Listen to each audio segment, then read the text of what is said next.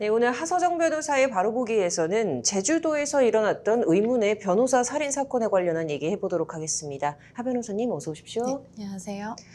네, 먼저 이 장기 미제 사건인데요. 제주 변호사 피살 사건의 살인교사 피의자인 김모 씨가 22년 만에 경찰에 붙잡혔습니다. 먼저 좀 사건 내용부터 설명 부탁드릴게요. 네, 1999년 제주 초등학교 인근 도로변에 주차된 승용차에서 변호사가 칼에 찔려 숨진 채 발견된 사건이 있었는데요.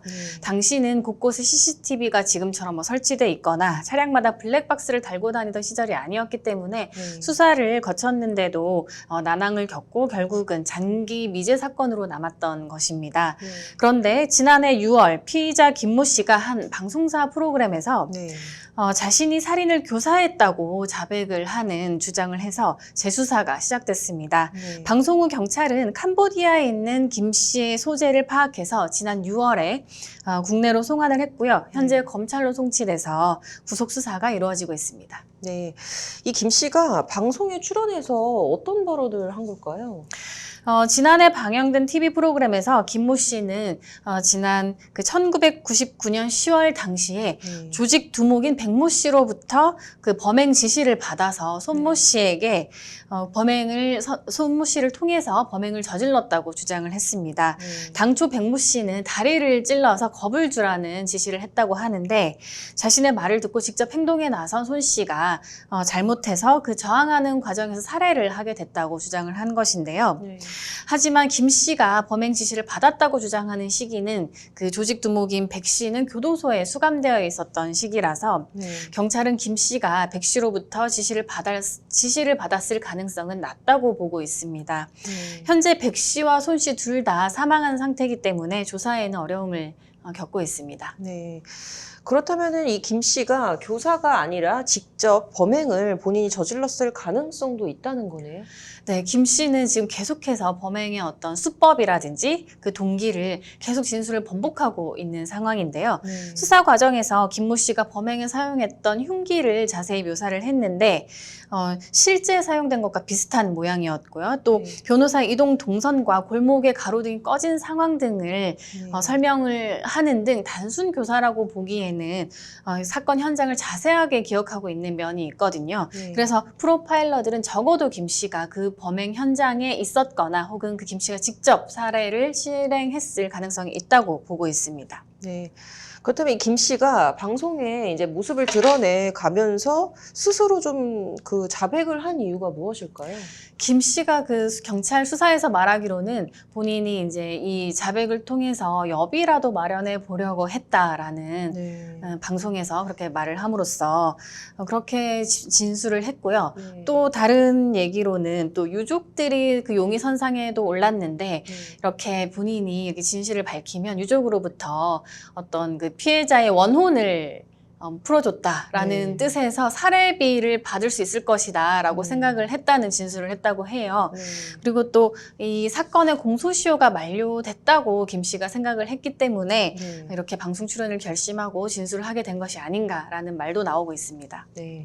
지금 말씀하신 대로 살해금 어떻게 유족한테 이렇게 살해비를 받을 수 있을까라는 생각을 한 거는 좀 황당한데요. 김 씨 공소시효 만료 여부가 좀 태완이법과 관련이 있다고요? 네, 사건 발생 당시 형사소송법에 따르면 살인죄의 공소시효는 15년이었습니다. 그런데 2007년 12월에 형소법이 개정되면서 살인죄는 25년으로 공소시효가 늘어났거든요.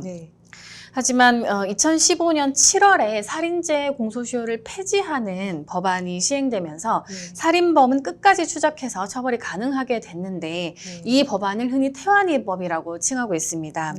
이 태완이법은 부진정 소급표를 인정하고 있기 때문에 이 개정법 시행 전에 공소시효가 지나지 않은 범죄라면은 적용이 가능했고 그래서 이 사건에도 공소시효 폐지의 효력이 적용될 수 있게 된 것입니다. 그런데 원래 이 사건의 공소시효가 이제 2014년이었고 태완이법은 이제 2015년 그 1년 후에 도입이 됐기 때문에 부진정 소급표가 적용이 될 수 없는 거 아닌가요? 이때 공소시효의 정지에 관한 규정이 적용이 됩니다. 네. 형사소송법 제253조 3항에 따르면은 네. 범인이 형사처벌을 피할 목적으로 국외로 도피를 하는 경우에는 그 기간 동안은 공소시효가 정지된다라고 나와 있거든요. 네. 실제로 김 씨의 출입국 기록을 살펴보면 김 씨가 범행 후 2014년 11월 5일 전까지 여러 차례 해외를 오간 기록이 있고요. 네. 또 김 씨의 해외 체류 기간이 도합 8개월 이상이라는 것을 알 수 있고 또 네. 그 수사에 이제 입건을 하면서 네. 또 캄보디아에서 송환을 해왔거든요. 그 네. 정도로. 따라서 김 씨가 해외에 머무른 기간 동안에는 공소시효가 정지되어서 공소시효 만료일이 2014년 11월이 아니라 2015년 8월 이후로 판단될 수 있는 것이죠. 네. 결론적으로 태완이법 적용 대상으로 분류될 수 있는 사건이 된 것입니다. 네.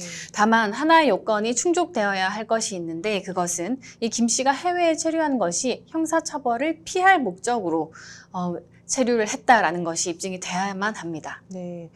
그렇다면 지금 이 사건의 쟁점인 이 공소시효 문제와 관련해서 김 씨가 도피 목적으로 해외에 체류를 했다. 이것을 수사기관에서 이제 입증하는 게 좀 관건일 것 같은데요. 김 씨는 범행 후에 여러 차례 해외를 이제 오간 기록이 남아있지 않습니까? 근데 만약에 김 씨가 처벌을 피할 목적이었다면 다시 국내로 들어온 이유에 대해서도 좀 설명이 필요할 것 같은데 개인적인 용무로 출국했다고 주장을 할 수도 있을 것 같아요. 이거 좀 어떻게 보십니까? 네, 그 말씀하신 부분이 걱정이 되는 것은 맞는데 일단 수사기관에서 김 씨가 해외로 출국한 것이 형사처벌을 피할 목적으로 도피한 것이다라는 네. 진술과 자료가 충분히 확보되었다고 이렇게 밝히고 있습니다. 네. 그래서 입증이 충분히 가능한 것이 아닌가라고 생각을 하고요. 네. 지난 20일에는 또 수사기관에서 김 씨에 대한 구속영장을 신청을 했는데 네. 다음날 법원에서 구속영장이 발부가 됐거든요. 네. 공소시효 도과 여부는 처벌 가능성과 직결되는 문제이기 때문에 영장 심사 때도 이 부분이 분명히 고려가 됐을 것인데 네. 그렇다면은 법원에서도 이 김 씨가 처벌을 피할 목적으로 해외에 도피했다라는 부분 어느 정도 인정한 것이 아닌가, 소명이 됐다고 판단한 것이 아닌가라고 보여집니다. 하지만 아직은 완전히 증명된 것은 아니기 때문에 좀 더 지켜봐야 할 것 같습니다. 네. 22년 동안 좀 장기 미제로 남아있던 사건이 이제 좀 실마리가 점점 풀려가는 것 같은데요. 말씀하신 대로 좀 앞으로 향후의 재판 과정을 좀 지켜봐야 할 것 같네요. 오늘 잘 들었습니다.